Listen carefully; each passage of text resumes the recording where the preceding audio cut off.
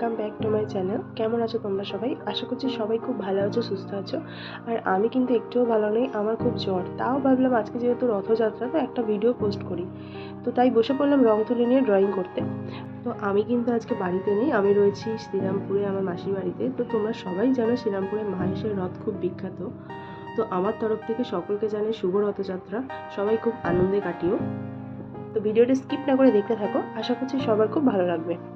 এখানে যে পাথরটা দেখছো, এই পাথরটা কিন্তু সিকিম থেকে নিয়ে আসা। কারণ আমার মাসিরা যখন সিকিম ঘুরতে গেছিলো, তো তখন ওখান থেকে আমার বোনও অনেকগুলো পাথর নিয়ে এসেছিলো। তো দেখলাম পাথরগুলো ঘরে এরকমভাবে পড়ে আছে, তো আমার ভালো লাগছিল না, তাই ভাবলাম যে এই পাথরটার মধ্যে কিছু একটা ড্রয়িং করি।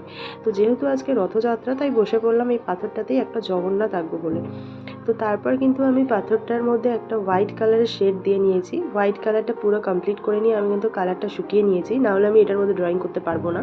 তো তারপর কিন্তু পেন্সিল দিয়ে পুরো আউটলাইন করে নিয়েছি। পেন্সিল দিয়ে পুরো আউটলাইনটা কমপ্লিট হয়ে যাওয়ার পর দেন আমি বসে পড়েছি কালার নিয়ে। রেড, ইয়েলো, ব্ল্যাক, গ্রিন, এই কালারগুলো আমার এই কাজে লাগবে।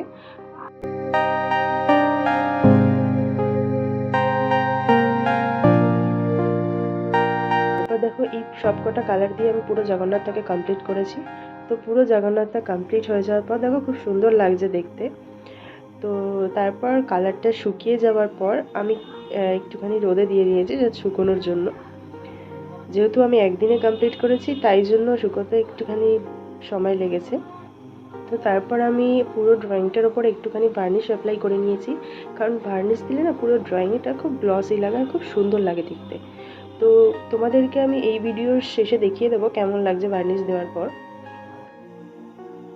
তো বন্ধুরা, কথা বলতে বলতে আমার ভিডিওটা এখানেই শেষ করলাম।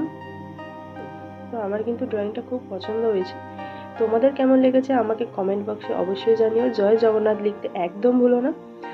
আর যদি ভিডিওটা ভালো লেগে থাকে তাহলে অবশ্যই লাইক, কমেন্ট অ্যান্ড শেয়ার করে দিও। সাবস্ক্রাইব করতে একদম ভুলো না। আর আমার চ্যানেলে যদি নতুন হয়ে থাকো তাহলে পাশে থাকা বেল আইকনটি টিপে আমার সাথে থেকো, যাতে আমার ভিডিও নোটিফিকেশন তোমাদের কাছে সব থেকে আগে পৌঁছায়। তো বন্ধুরা, আজকের মতো এখানেই শেষ করলাম। দেখা হচ্ছে নেক্সট কোনো ভিডিওতে। ততক্ষণ সবাই সুস্থ থেকো, ভালো থেকো। টাটা।